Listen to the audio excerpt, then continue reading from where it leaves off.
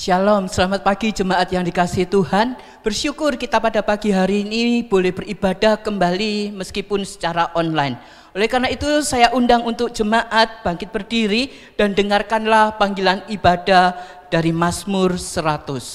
Bersorak-soraklah bagi Tuhan, hai seluruh bumi. Beribadahlah kepada Tuhan dengan sukacita, datanglah ke hadapannya dengan sorak-sorai. Ketahuilah bahwa Tuhanlah Allah, Dialah yang menjadikan kita dan punya Dialah kita, umatnya dan kawanan domba gembalaannya. Masuklah melalui pintu gerbangnya dengan nyanyian syukur, ke dalam pelatarannya dengan puji-pujian. Bersyukurlah kepadanya dan pujilah namanya. Sebab Tuhan itu baik, kasih setianya untuk selama-lamanya dan kesetiaannya tetap turun-temurun.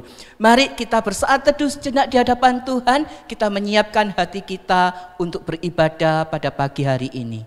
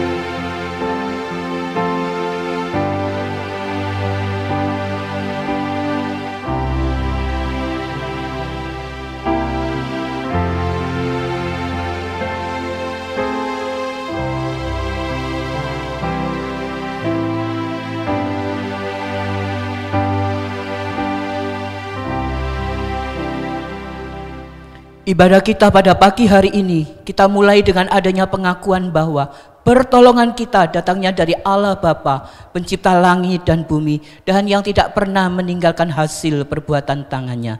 Turunlah kiranya atas kita sekalian kasih karunia dari Allah Bapa, Allah Putra, dan Allah Roh Kudus. Amin. Pujian penghormatan kita, hormat bagi Allah Bapa.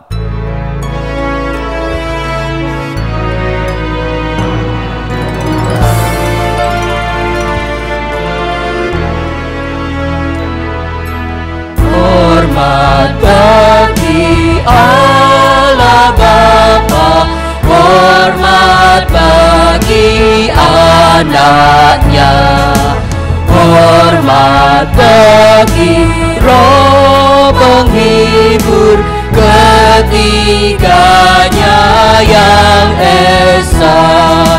Haleluya, haleluya, ketiganya yang esa. Mari kita masuk di dalam doa. Kembali kami mengucap syukur Tuhan untuk satu hari di mana kami boleh dikumpulkan kembali untuk kami boleh beribadah kepada Engkau. Meskipun kami di rumah kami masing-masing, tetapi kami mau memiliki kerinduan untuk menyembah Engkau di dalam roh dan kebenaran pada pagi hari ini. Oleh karena itu Tuhan, kami menyadari siapakah diri kami. Kami adalah manusia yang berdosa, manusia yang senantiasa tidak taat kepada firman-Mu, manusia yang senantiasa berpaling dari Engkau. Termasuk juga Tuhan di dalamnya, kami tidak merasa cukup untuk berkat, untuk pemeliharaan yang Tuhan nyatakan di dalam kehidupan kami. Ampuni setiap kami ya Bapa, biarlah kami boleh datang di hadirat-Mu yang kudus. Kami boleh menyembah Engkau di dalam roh dan kebenaran. Terpujilah Engkau ya Bapa, di dalam nama Tuhan Yesus Kristus kami berdoa dan bersyukur. Amin. Silakan duduk Bapak Ibu yang dikasihi Tuhan. Nah, ketika kita saat ini bersama-sama beribadah secara online, marilah kita terus merasakan bahwa Allah kita adalah Allah yang setia dan Allah yang mulia. Mari kita bersama-sama memuji namanya, menyanyikan kebesaran kasih setia Tuhan kepada kita, memujikan tentang rahmat-Nya. Ku mau puji tentang rahmat-Mu.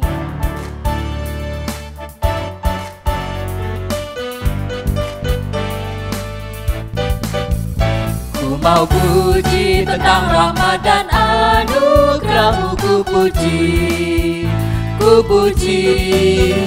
Ku mau puji tentang rahmat dan anugerah-Mu, ku mau puji tentang anugerah-Mu, agar mereka tahu kan setiamu, kan setiamu, agar mereka tahu kan setiamu selama-lamanya. Ku mau puji tentang rahmat dan anugerah-Mu, ku puji, ku puji.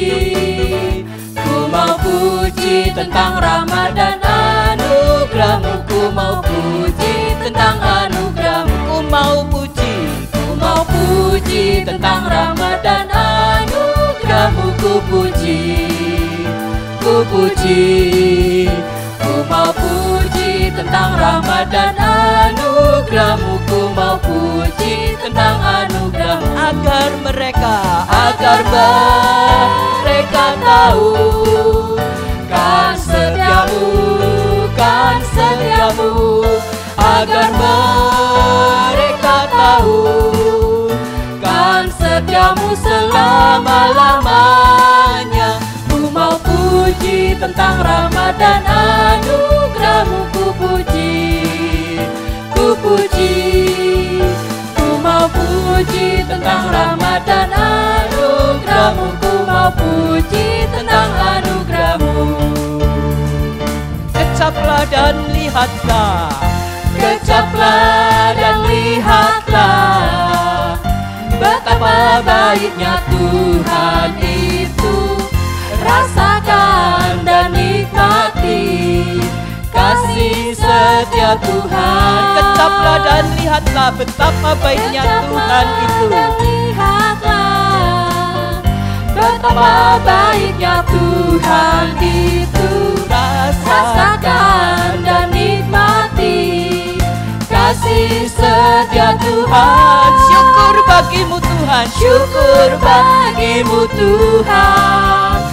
Segala hormat bagimu Tuhan, Allah yang mengasihiku, Allah yang memeliharaku. Syukur bagimu Tuhan, segala hormat bagimu Tuhan, Allah yang mengasihiku, Allah yang memeliharaku selamanya, selamanya, selamanya. Saudara, di dalam masa-masa seperti ini, di masa pandemi ini, ada banyak yang seharusnya kita dapat syukuri untuk kebaikan Tuhan. Sebagai Bapa yang sangat baik, Allah tidak pernah meninggalkan kita. Namun seringkali kita tidak pernah merasa cukup dan sulit bagi kita untuk bersyukur kepada Tuhan. Pujian Kau Sangat Kucinta akan mengantar kita ke dalam pemberitaan firman Tuhan yang akan disampaikan oleh penginjil Sulaiman.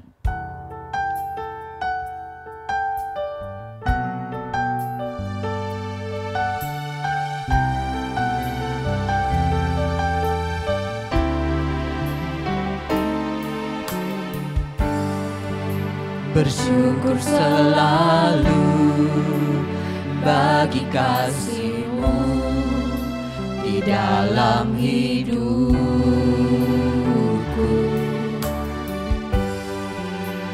Takkan ku ragu atas rencana-Mu untuk masa depan.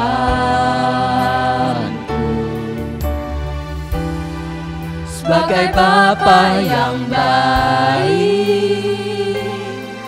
takkan pernah Kau melupakanku. Sebagai Bapa yang sangat baik, takkan pernah Kau meninggalkanku. Ku kan menari dan bersuka karena airmu, bagai rusa rindu selalu ku hidup dalammu dan hidupmu di dalamku. Oh Yesusku, Kau sangat ku cinta. Bersyukur selalu. Bersyukur selalu bagi kasih-Mu di dalam hidupku.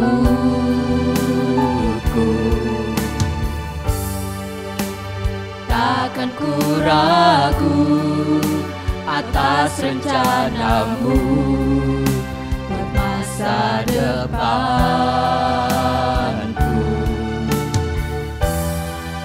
Sebagai Bapa yang baik, takkan pernah Kau meninggalkanku. Sebagai Bapa yang sangat baik, takkan pernah Kau meninggalkanku. Ku kan menari dan bersuka karena-Mu, oh Yesusku, dan ku kan minum air-Mu bagai rusa rindu selalu ku hidup dalam-Mu dan hidupmu di dalamku. Oh Yesusku, Kau sangat ku cinta, menari dan bersuka karena-Mu, oh Yesusku, dan ku kan minum air-Mu bagai rusa rindu selalu ku hidup dalam-Mu dan hidupmu di dalamku. Oh Yesusku, Kau sangat ku cinta.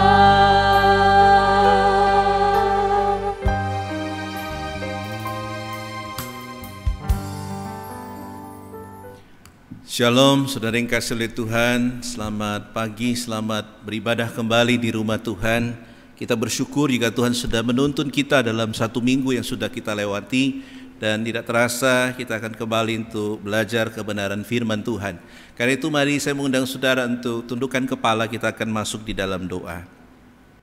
Bapa di surga yang kami sembah dalam nama Tuhan Yesus, kami mengucap syukur ya Tuhan, jika Engkau begitu baik dalam kehidupan kami. Tatkala kami selalu bersungut-sungut dan tidak pernah puas, Engkau tidak pernah komplain kepada kami.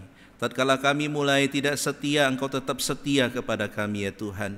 Karena itu Tuhan ampuni kami supaya lewat firman Tuhan, kami bukan saja ditegur, tapi kami disapa oleh kebenaran-Mu. Dan kebenaran-Mu itulah yang menuntun setiap kami. Berkati hamba-Mu, ampuni segala dosa kesalahannya, dan berkati supaya firman Tuhan yang ditaburkan dapat dimengerti dan dapat dilakukan dalam kehidupan kami masing-masing. Dengar seru doa kami, demi nama Tuhan Yesus kami berdoa dan mengucap syukur. Amin. Nah, saudara yang kasih oleh Tuhan, saya mengajak saudara untuk membuka Alkitab bersama-sama. Bapak Ibu di rumah, silakan ambil Alkitabmu dan kita akan membaca dan merenungkan firman Tuhan secara bersama-sama. Yang pada minggu ini akan saya berikan judul tak pernah merasa cukup. Ya, tak pernah merasa cukup. Kita akan membuka dari 1 Raja-Raja pasal 21. Sebenarnya adalah satu perikop yang kita harus baca ya, mulai dari ayat yang pertama sampai kepada ayat yang ke-29 ya. Tapi berhubung waktu, saya hanya akan membacakan atau mengajak saudara untuk membaca ayat yang pertama sampai ayat yang ke-9 saja ya. Ayat yang pertama sampai ayat yang ke-9. 1 Raja-Raja 21 ayat yang pertama sampai ayat yang ke-9. Kalau sudah mendapatkan, mari kita melihat dan saya akan membaca dan Bapak Ibu membaca di rumah masing-masing ya. Demikian bunyi firman Tuhan. Kebun anggur Nabot. Sesudah itu terjadilah hal yang berikut. Nabot orang Israel mempunyai kebun anggur di Israel, di samping istana Ahab, raja Samaria. Berkatalah Ahab kepada Nabot, berikanlah kepadaku kebun anggurmu itu, supaya ku jadikan kebun sayur, sebab letaknya dekat rumahku. Aku akan memberikan kepadamu kebun anggur yang lebih baik daripada itu sebagai gantinya. Atau jikalau engkau lebih suka, aku akan membayar harganya kepadamu dengan uang. Jawab Nabot kepada Ahab, kiranya Tuhan menghindarkan aku daripada memberikan milik pusaka nenek moyangku kepadamu. Lalu masuklah Ahab ke dalam istananya dengan kesal hati dan gusar karena perkataan yang dikatakan Nabot orang Israel itu kepadanya. Tidak akan kuberikan kepadamu milik pusaka nenek moyangku. Maka berbaringlah ia di tempat tidurnya dan menelungkupkan mukanya dan tidak mau makan. Lalu datanglah Isabel istrinya dan berkata kepadanya, apa sebabnya hatimu kesal sehingga engkau tidak makan? Lalu jawabnya kepadanya, sebab aku telah berkata kepada Nabot orang Israel itu, berikanlah kepadaku kebun anggurmu dengan bayaran uang, atau jika engkau lebih suka, aku akan memberikan kebun anggur kepadamu sebagai gantinya. Tetapi sautnya, tidak akan kuberikan kepadamu kebun anggurku itu. Kata Isabel istrinya kepadanya, bukankah engkau sekarang yang memegang kuasa raja atas Israel? Bangunlah, makanlah, dan biarlah hatimu bergembira. Aku akan memberikan kepadamu kebun anggur Nabot orang Israel itu. Kemudian ia menulis surat atas nama Ahab, memeteraikannya dengan meterai raja, lalu mengirim surat itu kepada tua-tua dan pemuka-pemuka yang diam sekota dengan Nabot. Ayat 9. Dalam surat itu ditulisnya demikian, maklumkanlah puasa dan suruhlah Nabot duduk paling depan di antara rakyat. Demikian jauh pembacaan firman Tuhan. Diberkatilah saudara yang bukan saja membaca, tapi yang melakukan kebenaran firman Tuhan. Nah saudara, tak pernah merasa cukup ya. Satu tema yang muncul ketika dalam konteks masa-masa sekarang, saudara yang kasih oleh Tuhan. Yang ada dalam benak kita sekarang adalah bagaimana bisa mendapatkan banyak penghasilan dan uang. Sehingga dalam konteks yang demikian saudara, kerap kali entah itu orang yang non-Kristen maupun yang Kristen, yang ada dalam pikirannya hanyalah uang, uang, dan uang, saudara yang kasih oleh Tuhan. Karena kondisi sekarang menuntut kita mungkin untuk berpikir demikian. Tapi di lain sisi, saudara yang kasih oleh Tuhan, apakah kita berpikir bahwa kerap kali berkat-berkat yang Tuhan berikan secara jasmani kepada saudara dan saya adalah berkat yang begitu luar biasa banyak, tapi mungkin kita sendiri tidak pernah merasa cukup. Nah saudara yang kasih oleh Tuhan, saya pernah membaca di dalam buku arkeologi saudara ya, dikatakan bahwa pada zaman dahulu di kerajaan Romawi atau orang-orang kaya atau pejabat-pejabat Roma, dikatakan di setiap rumah mereka ada satu ruangan namanya vomitarium ya, vomitorium ya. Apa itu vomitorium? Vomitorium adalah satu ruangan yang dikhususkan ya, ketika misalkan tuan rumah itu mengadakan pesta, dan pada zaman itu kalau orang kaya bikin pesta itu berhari-hari dan mereka menyajikan makanan terbaik, minuman terbaik, sehingga sudah yang kasih oleh Tuhan, para tamu undangan akan dipersilakan untuk makan sekenyang-kenyangnya, makan sampai pokoknya ya, sampai istilahnya makan itu sampai seperti orang gila begitu ya. Nah ketika sudah kenyang sekali, maka dia akan disuruh masuk ke dalam ruangan ini, vomitorium ini, untuk memuntahkan semua makanannya. Kemudian setelah muntah, sudah puas, dia akan kembali ke meja pesta dan makan dan minum kembali. Nah saudara yang kasih oleh Tuhan, nampaknya kalau dalam konteks sekarang kita mungkin tertawa mendengarnya bukan? Tapi dalam budaya pada zaman itu ini sesuatu yang umum saudara ya. Semakin kaya seseorang yang mengadakan pesta, maka semakin banyak orang akan muntah-muntah di dalam vomitarium ini ya. Artinya apa saudara? Dalam konteks budaya Romawi diajarkan untuk menjadi orang yang dekat dengan keserakahan ya. Boleh saya katakan bahwa seolah-olah orang itu disuruh untuk serakah begitu ya. Padahal sebenarnya kalau kita pikirkan dalam konteks sekarang, bukankah kita bisa berbagi dengan kelebihan itu? Nah saudara, Ibrani pasal yang ke-13 ayat yang ke-5 mengatakan demikian ya. Cukupkanlah dirimu ya, saya ambil bagian B-nya ya. Cukupkanlah dirimu dengan apa yang ada padamu, karena Allah telah berfirman, aku sekali-kali tidak akan membiarkan engkau, dan aku sekali-kali tidak akan meninggalkan engkau ya. Nah firman Tuhan mengatakan cukupkanlah dirimu dengan apa yang ada padamu ya. Kalau di dalam konteks Keluaran pasal 16 di situ, ketika saya mau paralelkan dengan bagian ini, Tuhan berfirman ketika bangsa Israel ada di padang gurun, ketika Tuhan memerintahkan mereka untuk mengambil mana, saudara ya. Kata yang dipakai adalah ambillah secukupnya ya. Dalam bahasa Ibraninya itu harafiah itu menggunakan kata P ya. P itu artinya adalah maut ya. Artinya ambillah sesuai dengan apa yang biasa engkau makan.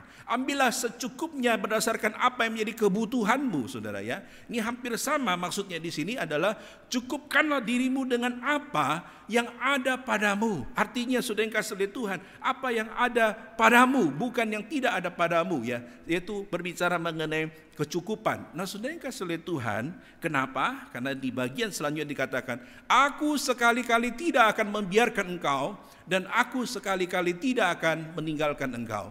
Nah saudara, ini adalah jaminan Tuhan kepada setiap kita, bukan? Nah saudara, oleh karena itu kalau kita mengimani kebenaran firman Tuhan itu, maka saudara kita tidak akan jatuh di dalam dosa keserakahan.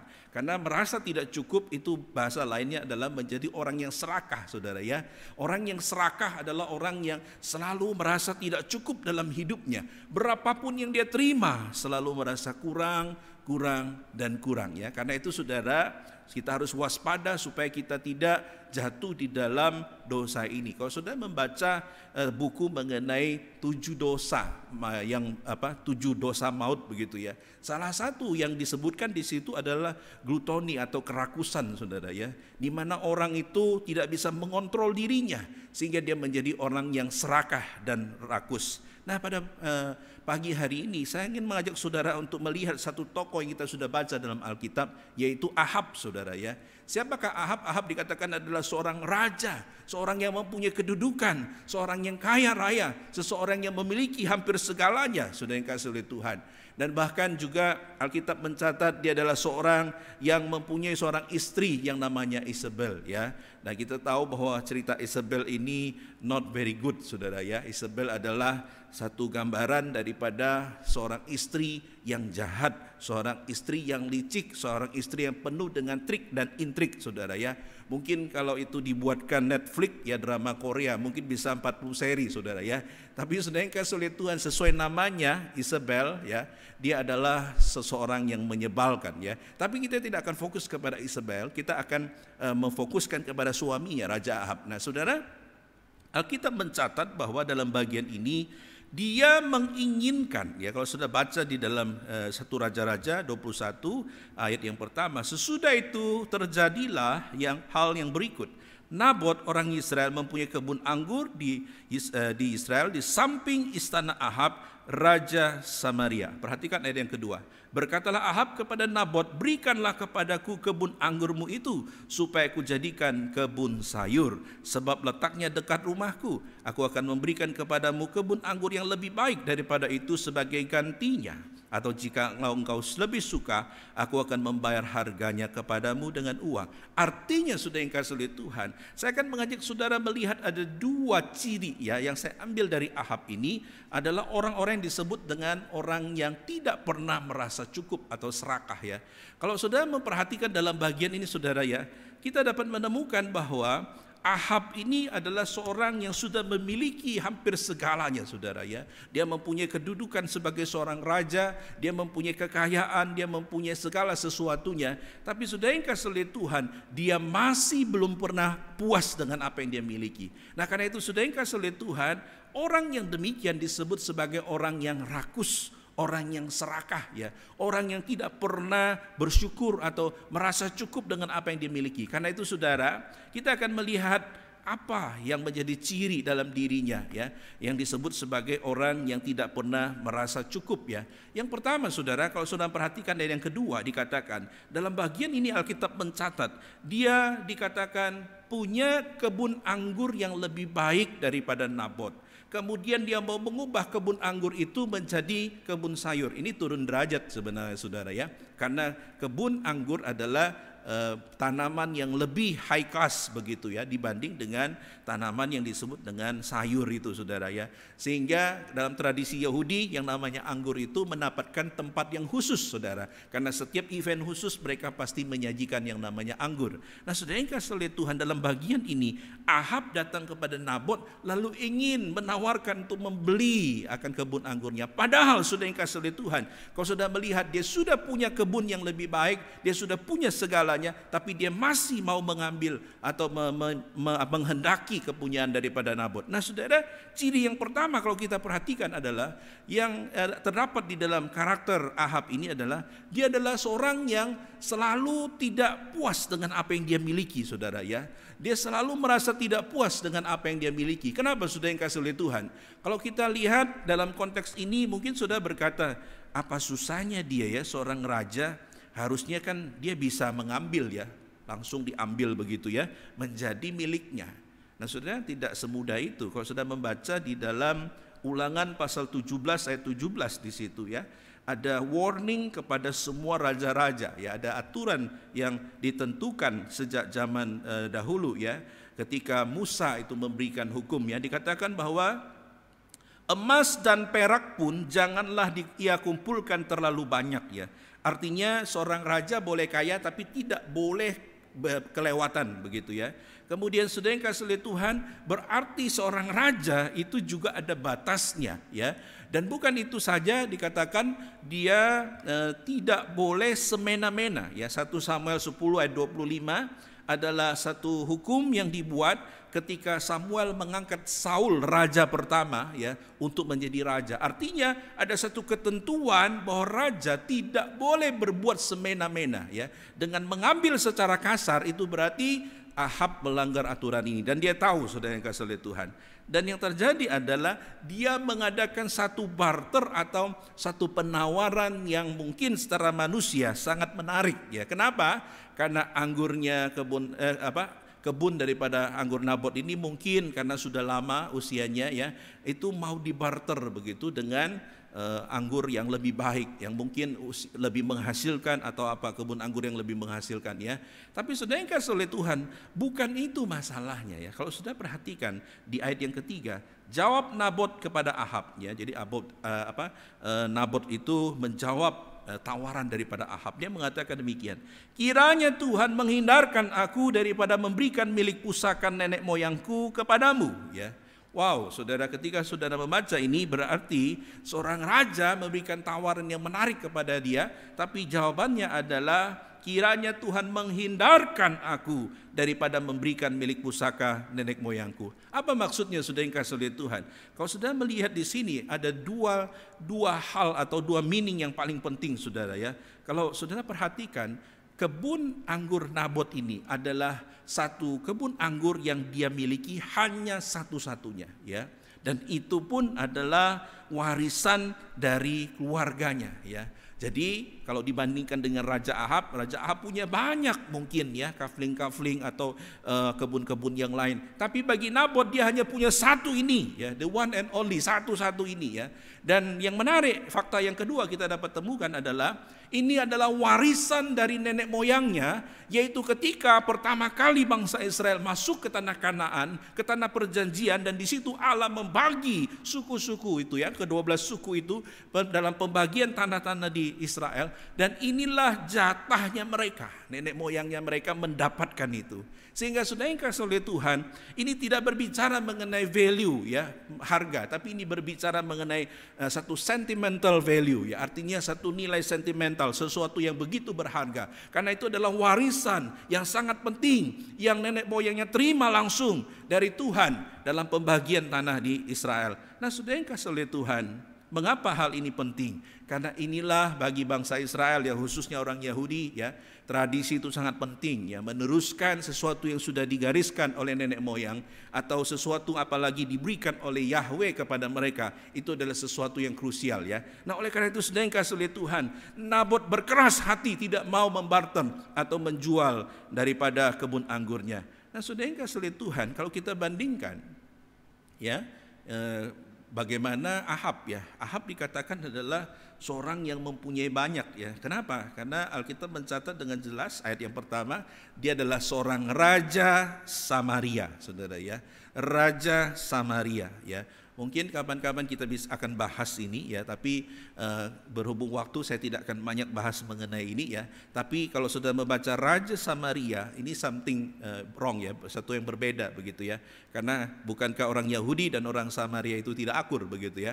Tapi dalam konteks ini memang Ahab menjadi raja ya. Dan dikatakan bahwa ketika dia menjadi raja atas Samaria dan dia berkuasa salah satunya kepada daerah di mana kebun anggur Nabot ini berada, karena itu tetangganya saudara ya.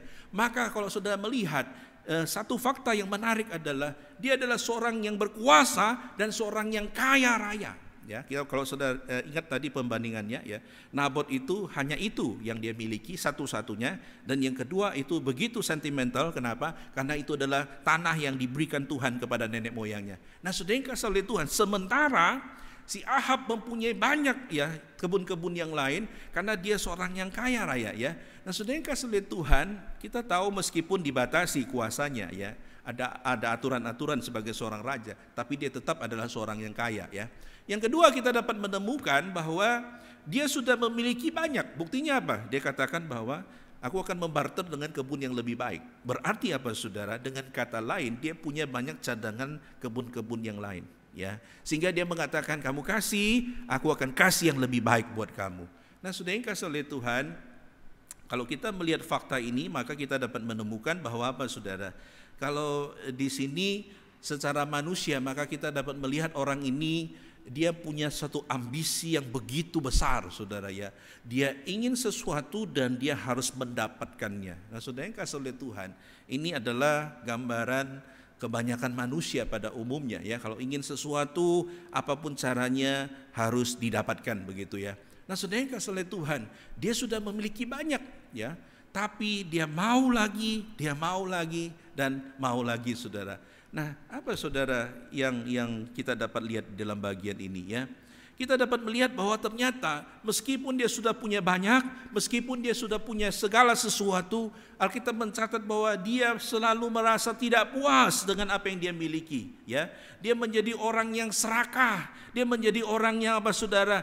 Akhirnya keserakahan itulah yang mencelakakan dirinya, membuat dirinya menjadi gusar ya. Kalau saudara perhatikan saudara, di situ dia menjadi orang yang aneh ketika keinginannya itu ditolak atau tidak kesampaian begitu ya. Nah saudara yang kasih oleh Tuhan, padahal dia sudah punya banyak ya. Saya mau katakan ini adalah mental daripada orang yang disebut orang miskin yang sesungguhnya. Kenapa saudara?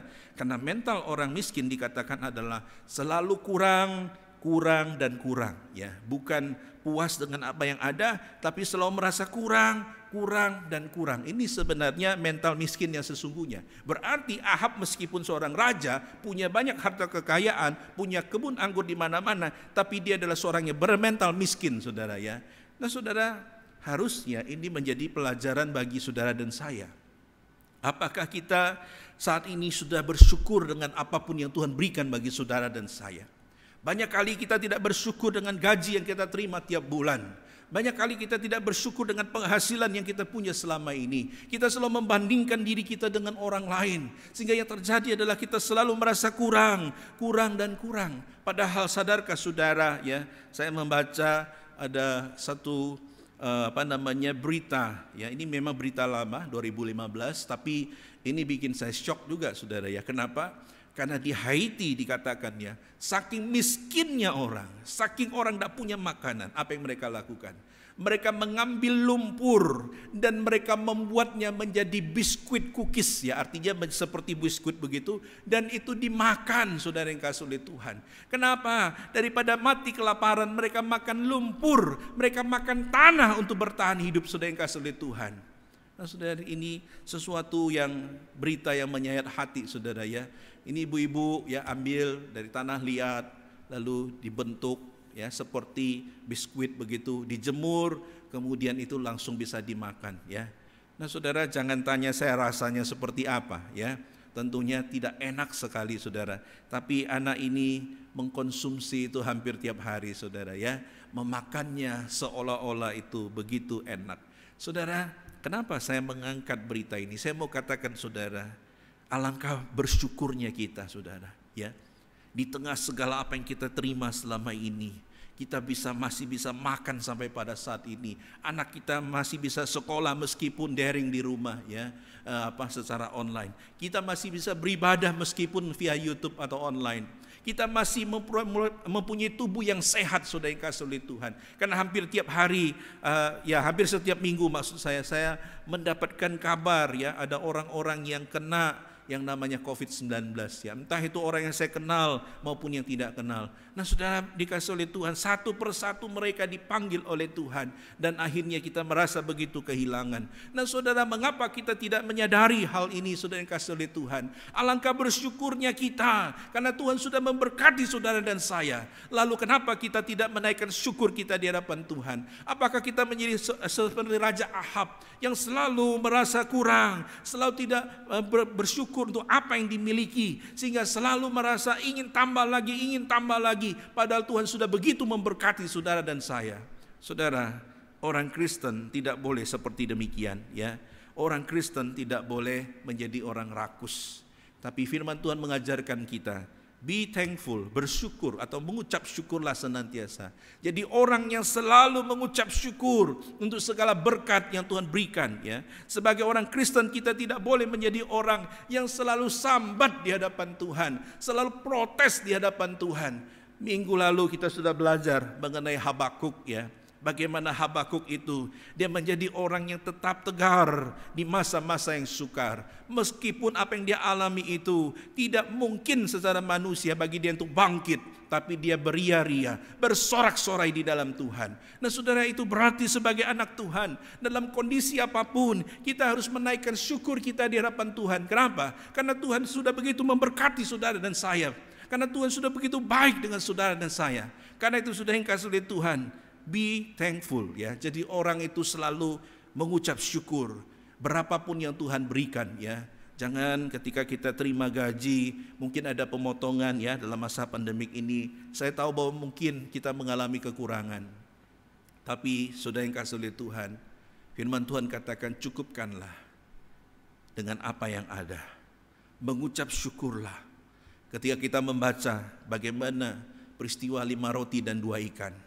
Ketika Tuhan Yesus akan memberi 5.000 orang makan, diawali dengan satu mujizat, yaitu ada seorang anak kecil yang memberikan bekalnya 5 roti dan 2 ikan, yang kepadanya Tuhan memulai itu mengucapkan berkat, dan itu bisa memberi makan 5.000 orang dan sisa 12 keranjang. Nah saudara yang kasih oleh Tuhan, saudara mungkin mempunyai sesuatu yang kecil, sesuatu yang sedikit, sesuatu yang tidak berarti secara manusia. Tapi kalau engkau memaknai hidupmu tidak seperti Raja Ahab yang selalu tidak merasa puas, selalu serakah, selalu merasa kurang, maka engkau bisa memaknainya dengan satu ucapan syukur. Engkau selalu mengucap syukur buat apa yang Tuhan berikan bagi dirimu, ya.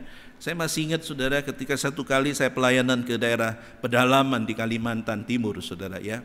Ketika itu saya melayani selama hampir 1 minggu, kami mengadakan safari road trip, ya, pelayanan KKR keliling. Saya masih ingat ketika sampai di sebuah desa, ya, di sana, lalu kami datang itu sudah kemalaman, saudara, ya. Saya masih ingat ketika itu di namanya pedalaman, ya, di hutan, ada uang pun kita tidak bisa beli makanan begitu, ya, karena tidak ada warung. Saya masih ingat ketika itu kami dijamu di sebuah rumah. Dan rumah itu adalah seorang jemaat yang boleh dikatakan juga jemaat di desa itu bukan orang kaya atau orang mampu, orang yang begitu sederhana, ya. Dia menyajikan, saya masih ingat, ya, kami makan Indomie 1 bungkus, saudara, ya. Indomie 1 bungkus, dan itu menjadi Indomie yang paling enak seumur hidup, ya, saya nikmati. Karena 1 bungkus Indomie dimakan oleh sekitar 7 orang, saudara, ya. Gimana caranya? Itu Indomie dimasak lalu kuahnya itu banyak sekali, gitu, ya. Saya masih ingat ketika itu kita makan dengan nasi, ya. Nah saudara yang kasih oleh Tuhan, ketika makan itu menjadi makanan yang paling enak. Kenapa saudara? Karena kami kelaparan, ya, sepanjang hari tidak makan. Nah saudara yang kasih oleh Tuhan, ketika itu saya tidak pernah merasa bahwa kenapa begini, ya. Kenapa kok hanya Indomie sudah 1 bungkus dibagi ber-7 lagi begitu ya. Tapi dalam hati saya begitu bersyukur karena masih bisa makan, saudara. Kenapa? Karena kalau tidak kami kelaparan, karena besok ada pelayanan lagi begitu ya. Nah, saudara yang kasih oleh Tuhan, sudahkah kita mensyukuri hal-hal kecil dalam hidup kita, atau hal-hal yang besar terjadi dalam hidup kita?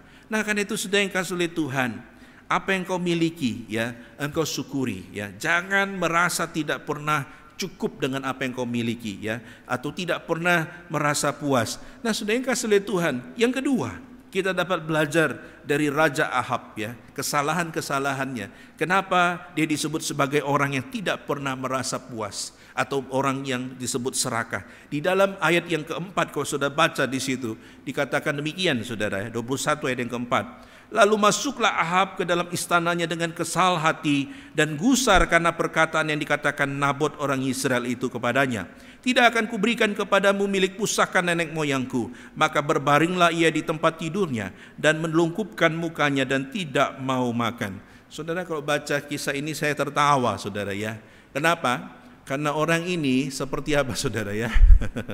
Seperti anak kecil yang dilarang makan permen gitu ya. Jadi ketika dimarahin, dilarang, lalu dia melakukan itu saudara ya. Jadi dia itu ngambek begitu ya. Tapi saudara yang kasih oleh Tuhan, sudah perhatikan di situ ya. Di ayat 21, di pasal 21 ayat 5 sampai ayat yang ke-6 ya. Lalu datanglah ya, di ayat 5, lalu datanglah Isabel istrinya dan berkata kepadanya, apa sebabnya hatimu kesal sehingga engkau tidak makan? Lalu jawabnya kepadanya, sebab aku telah berkata kepada Nabot orang Israel itu, berikanlah kepadaku kebun anggurmu dengan bayaran uang, atau jika engkau lebih suka, aku akan memberikan kebun anggur kepadamu sebagai gantinya. Tetapi sautnya, tidak akan kuberikan kepadamu kebun anggurku itu. Nah, saudara yang kasih oleh Tuhan, si Ahab ini saudara dikatakan bahwa dia itu ingin lalu tidak mendapatkan, lalu yang terjadi dia pulang masuk ke kamar dia ngambek saudara ya. Ini saya jadi ingat anak saya yang kecil dulu ya, waktu umur kira-kira 4 tahunan ya, ketika dia marah dia pasti masuk ke kamar, lalu dia ada di sudut kamar itu tangannya begini ya, dan diam di sudut itu ya. Nah, saudara yang kasih oleh Tuhan, ini Raja Ahab ini benar-benar mirip Sekia saudara ya, anak kecil ya. Dia ketika mendapatkan menginginkan sesuatu tidak dapat, dia masuk ke kamar, dia berpaling di situ dan tidak mau makan saudara. Lalu datanglah Isabel dan istrinya yang licik inilah yang menyempurnakan keinginannya. Nah, saudara yang kasih oleh Tuhan, kita dapat melihat dalam bagian ini saudara yang kasih oleh Tuhan, Ahab ini hidupnya selalu diperbudak oleh keinginan ya. Dia tidak pernah puas dengan apa yang dia miliki, dia selalu ingin sehingga keinginan itu memperbudak dirinya. Nah, saudara yang kasih oleh Tuhan, kalau kita melihat bahwa ini berakar dari kehidupannya, bukan hanya Ahab, istrinya juga adalah mereka menyimpang daripada firman Tuhan, daripada perintah Tuhan ya, dan mereka melakukan sesuatu yang jahat di hadapan Tuhan. Kalau saudara membaca di dalam 1 Raja-Raja pasal 21 ayat 25 dan 26, di situ dikatakan demikian saudara ya. Sesungguhnya tidak pernah ada orang seperti Ahab yang memperbudak diri dengan melakukan apa yang jahat di mata Tuhan, karena ia telah dibujuk oleh Isabel istrinya. Bahkan ia telah berlaku sangat keji dengan mengikuti berhala-berhala, tepat seperti yang dilakukan oleh orang Amori yang telah dihalau Tuhan dari depan orang Israel. Artinya apa saudara yang kasih oleh Tuhan? Dia mempunyai kehidupan yang sungguh-sungguh keji di hadapan Tuhan. Dia menjadi orang yang jahat di hadapan Tuhan. Kenapa? Karena dia sudah menentang Tuhan. Dan dikatakan bukan hanya dia dan istrinya. Kita tahu bahwa akhir hidup dari Isabel itu mengerikan saudara ya. Dia terjatuh dari dari jendela itu ya, tingkat, kemudian mayatnya itu dimakan oleh anjing ya, begitu ya. Artinya saudara yang kasih oleh Tuhan, dia begitu tragis akhir hidupnya begitu ya. Tapi saudara yang kasih oleh Tuhan, Alkitab mencatat bahwa Ahab ini adalah orang yang juga hampir sama ya. Mereka hidupnya tidak takut akan Tuhan, mereka hidup di dalam dosa, mereka enjoy di dalam satu kehidupan yang menentang Tuhan ya. Dia memperbudak dirinya dengan keinginan-keinginan. Nah, saudara yang kasih oleh Tuhan, inilah ciri daripada orang yang sungguh-sungguh tidak pernah bersyukur, ya, tidak pernah merasa puas dengan apa yang dia miliki, yaitu apa? Dia diperbudak oleh keinginannya. Ketika keinginan itu datang, dia tidak bisa kontrol, saudara yang kasih oleh Tuhan. Kenapa? Karena dia hidup jauh dari Tuhan. Dia tidak punya pegangan kepada Tuhan. Sehingga yang terjadi adalah nafsunya, keinginannya menjadi membabi buta. Nah, saudara, ini sangat menyedihkan dan tragis, bukan? Ya. Kalau kita belajar dari bagian ini, kita dapat melihat bahwa kita tahu bahwa ini sesuatu yang sangat dibenci oleh Tuhan, ya. Dan kemudian Alkitab mencatat bagaimana si Isabel ini juga adalah orang yang berusaha sebenarnya ingin mencondongkan bangsa Israel kepada penyembahan berhala, ya. Yang terjadi adalah dia ingin mengganti, ya, Allah Yahweh itu dengan berhala-berhala, ya. Nah, saudara yang kasih oleh Tuhan, saya ingin katakan bahwa kita dapat melihat dalam bagian ini, ya, orang yang hidupnya, ya, tidak dekat dengan Tuhan, orang yang hidupnya tidak dekat dengan Tuhan, maka dia akan menjadi orang yang hidupnya jauh dari Tuhan, ya. Karena itu, saudara, kita perlu ingat sebagai orang percaya, ya, kalau orang itu hidupnya jauh dari Tuhan, maka kemungkinan besar bukan Tuhan yang mendominasi hidupnya, tapi hawa nafsu, keinginan, sehingga dia diperbudak oleh keinginan sendiri, sehingga dia tidak akan tenang, ya, kalau keinginan itu tidak dipenuhi, ya. Dan ini adalah sesuatu yang membuat dia kesal, gelisah, sehingga seperti anak-anak, ya. Nah, saudara yang kasih oleh Tuhan, kalau kita menjadi orang yang diperbudak oleh keinginan kita, ini sesuatu yang menyiksa, sesuatu yang tidak berkenan di hadapan Tuhan, ya. Nah, saudara, saya akan menjelaskan ini dengan menceritakan sebuah kisah, saudara, ya. Abraham Lincoln, saudara, seorang presiden Amerika yang sangat terkenal, ya. Dia adalah presiden yang dijuluki sebagai presiden yang akhirnya membebaskan perbudakan di Amerika, ya, menghapus perbudakan di Amerika. Nah, cerita ini adalah ketika jauh sebelum dia mencalonkan diri sebagai presiden, ya. Ketika itu dia mengadakan satu rekreasi atau cuti, gitu, ya, ke daerah pedalaman, ke daerah di Amerika bagian selatan, begitu, ya. Nah, saudara yang kasih oleh Tuhan, ketika dia naik sebuah kapal, karena pada zaman itu transportasinya itu dari sungai, begitu, ya. Dia menyaksikan ada banyak orang memasukkan budak-budak yang diambil dari Afrika, ya, yang dijadikan sebagai budak di perkebunan kapas, ya. Kita tahu bahwa sebelum terjadinya revolusi industri, ya, di Amerika, kita tahu bahwa mereka sangat menggunakan budak-budak ini untuk plantation atau untuk perkebunan, untuk tanam-tanaman, begitu, ya. Semua dilakukan oleh budak. Nah, saudara, apa yang menyentuh hati Abraham Lincoln adalah ketika dia menyaksikan, saudara yang kasih oleh Tuhan, ada budak yang dibawa naik atas kapal, ya, yaitu 6 orang, ya. Jadi 6 orang itu dirantai semuanya lalu dibawa, dan yang menyayat hati adalah ada beberapanya adalah anak kecil, saudara, ya. Dan ini adalah sebuah gari tangan, ya, yang original dari masa perbudakan itu. Jadi bentuknya seperti ini, ya. Jadi tangan anak ini khusus untuk anak kecil, dimasukkan di dalam borgol itu, ya, dan kakinya dirantai. Nah, saudara yang kasih oleh Tuhan, waktu Abraham Lincoln melihat itu, hatinya begitu sedih, hatinya begitu gusar. Dan ketika itu dia mengatakan, aku tidak bisa melihat, ya, ketidakbenaran ini, ya.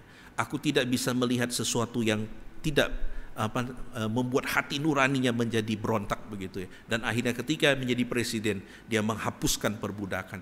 Nah, saudara, yang ingin saya tarik dari bagian ini adalah kita tahu bahwa menjadi seorang budak, dia itu diatur oleh majikannya, tuannya. Dia tidak bisa mengatur keinginannya sendiri, saudara, ya. Bahkan seorang budak itu, dia jangankan berpikir untuk hari esok, dia bisa hidup hari ini saja. Itu sebuah anugerah. Oleh karena itu, saudara yang kasih oleh Tuhan, apa bedanya seorang budak dengan seorang yang disebut serakah, ya? Seorang budak itu dia tidak punya hak atas dirinya, dia tidak bisa menentukan keinginannya. Orang lainlah, majikannya lah yang menentukan. Tiap hari dia akan disuruh ke sana ke sini melakukan sesuatu hal A atau hal B begitu ya. Tapi kalau orang yang serakah dikatakan, dia adalah orang yang diperbudak oleh keinginannya ya sendiri. Artinya dia yang memperbudak dirinya sendiri ya. Kalau seorang budak adalah dia diperbudak oleh orang lain, dia diatur oleh orang lain. Tapi orang yang serakah dikatakan dia diperbudak oleh keinginannya sendiri, dan dia yang membuat dirinya menjadi demikian ya. Nah, karena itu saudara yang kasih oleh Tuhan, sebagai anak Tuhan kita harus sadar saudara ya, jangan sampai kita menjadi orang yang diperbudak oleh keinginan kita sendiri, sehingga hidup kita lebih parah daripada seorang budak ya.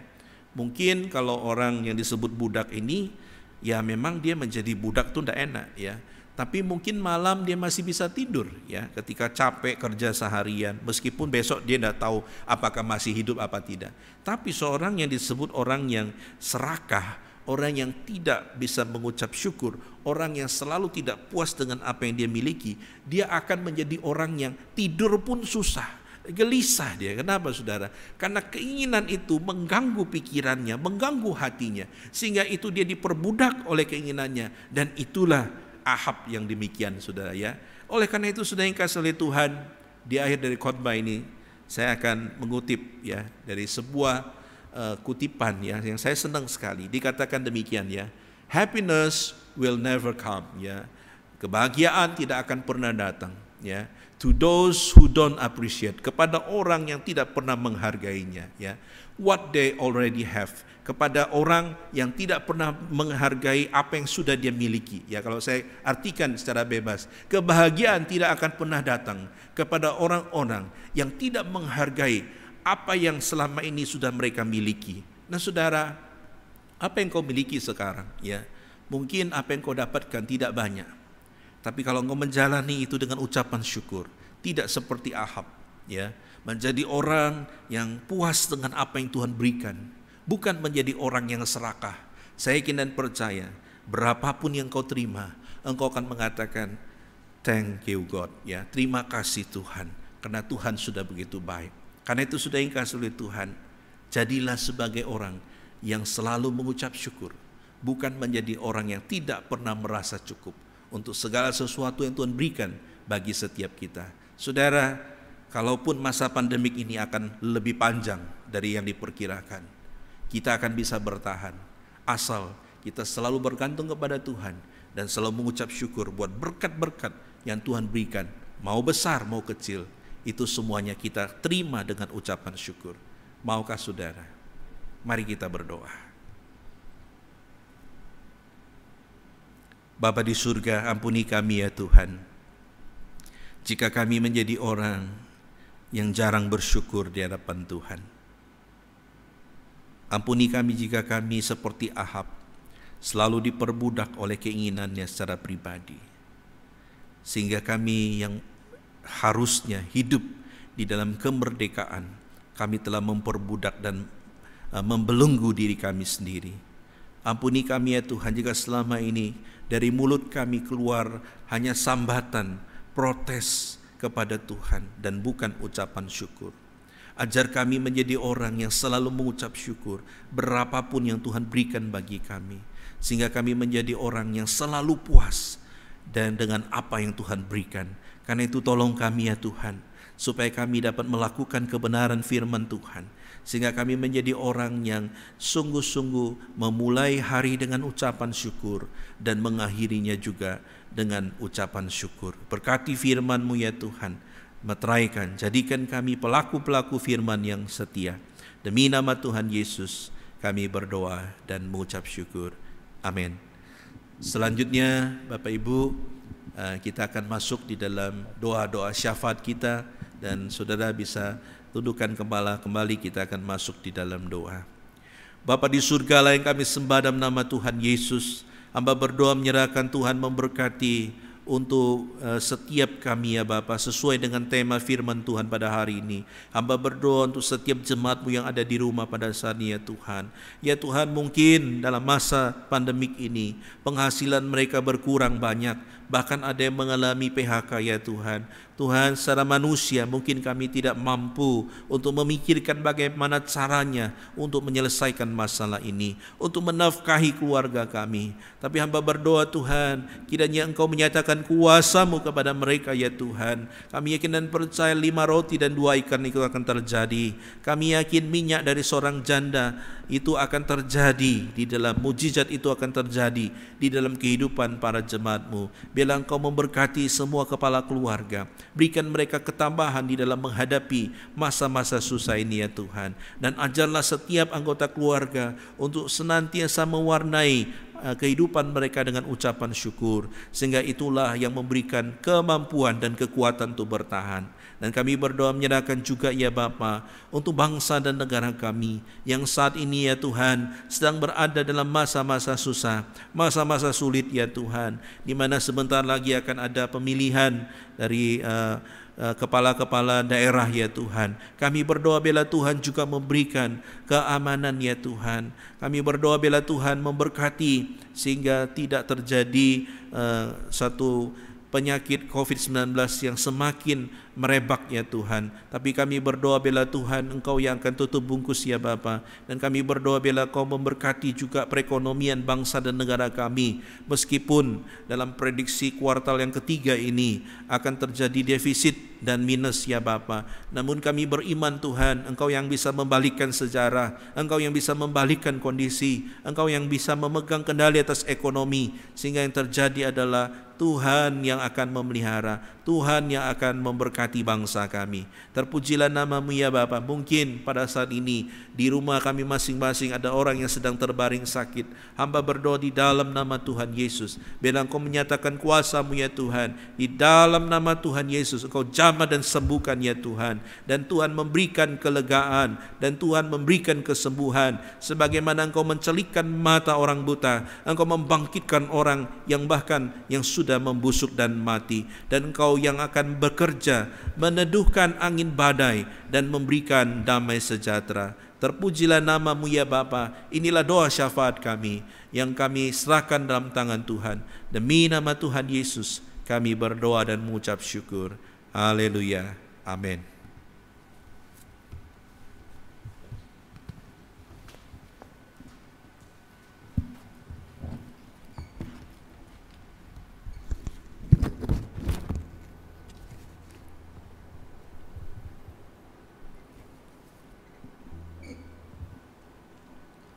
Sebagai respon firman Tuhan yang telah disampaikan, saya undang untuk jemaat bangkit berdiri dan kita akan bersama-sama mengikrarkan pengakuan iman rasuli yang berbunyi demikian. Aku percaya kepada Allah, Bapa yang Maha Kuasa, Khalik langit dan bumi, dan kepada Yesus Kristus, anaknya yang tunggal Tuhan kita, yang dikandung dari Roh Kudus, lahir dari anak darah Maria, yang menderita sengsara di bawah pemerintahan Pontius Pilatus, disalibkan, mati dan dikuburkan, turun ke dalam kerajaan maut. Pada hari yang ketiga, bangkit pula dari antara orang mati, naik ke sorga, duduk di sebelah kanan Allah, Bapa yang Maha Kuasa. Dan dari sana ia akan datang untuk menghakimi orang yang hidup dan yang mati. Aku percaya kepada Roh Kudus, gereja yang kudus dan am, persekutuan orang kudus, pengampunan dosa, kebangkitan tubuh, dan hidup yang kekal. Amin. Silakan duduk saudara sekalian. Saatnya kita bersama-sama akan memberikan persembahan kita. Saudara bisa segera mentransferkan ataupun juga scan QR code yang ada di layar saudara, dan kita akan memberikannya dengan ucapan syukur kepada Tuhan dengan pujian, aku hendak bersyukur kepada Tuhan.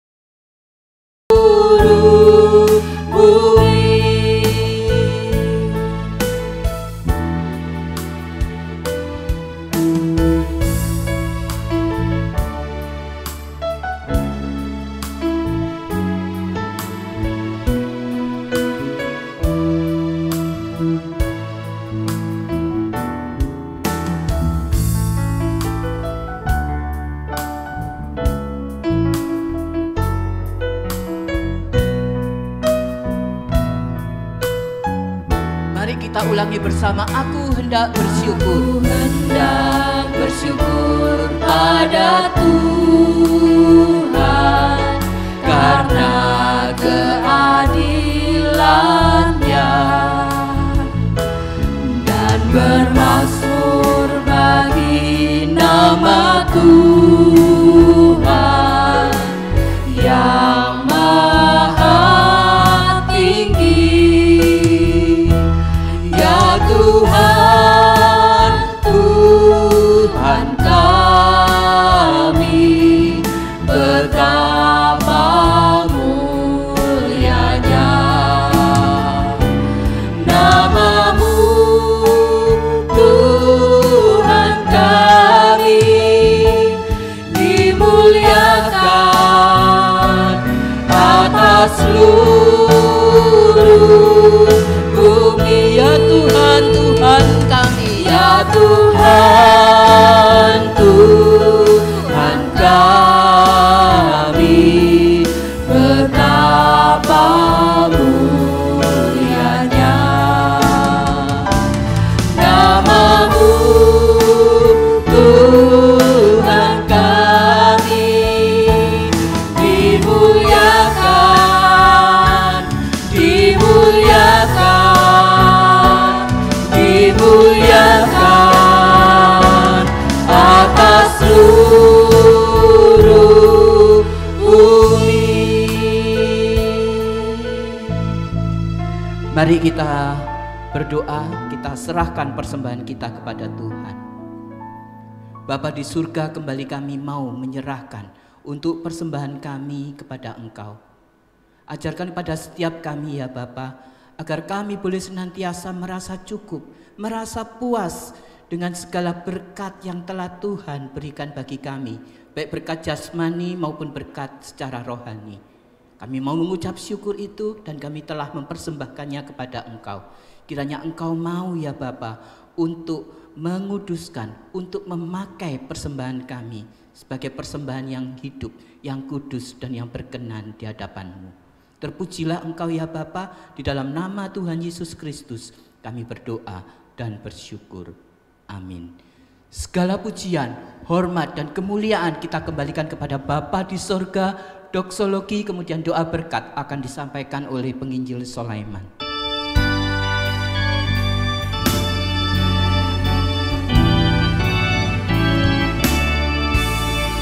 Puji Allah, sumber berkat, puji Dia ciptaannya, puji Dia para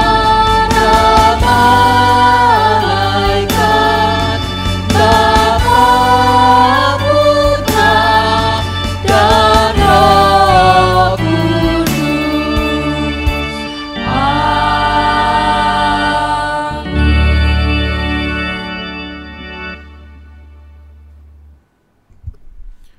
Jemaat yang dikasihi oleh Tuhan, arahkanlah hati dan pikiranmu kepada Tuhan dan terimalah berkat daripadanya. Kiranya kasih karunia daripada Allah Bapa, kekuatan dan penopangan dari Tuhan kita Yesus Kristus, anugerah dan penghiburan dari Allah Roh Kudus akan selalu menyertai kehidupan kita sekalian untuk sungguh-sungguh hidup dalam ucapan syukur berapapun yang kita terima dalam hidup kita, mulai saat ini sampai selama-lamanya. Amin.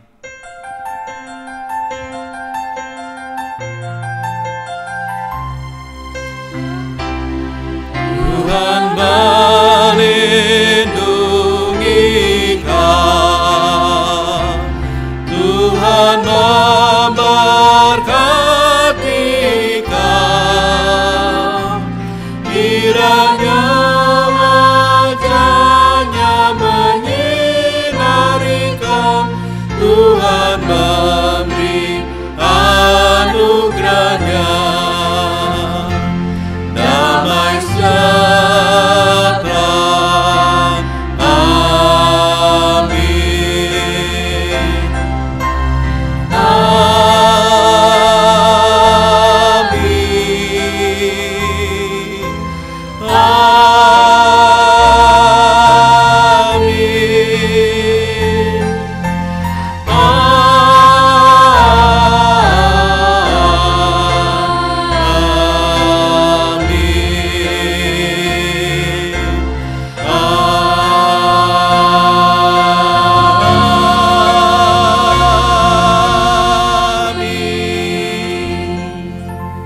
Jemaat dipersilakan duduk kembali. Biar segala puji, hormat, kemuliaan hanya bagi nama Tuhan di surga. Tuhan Yesus memberkati.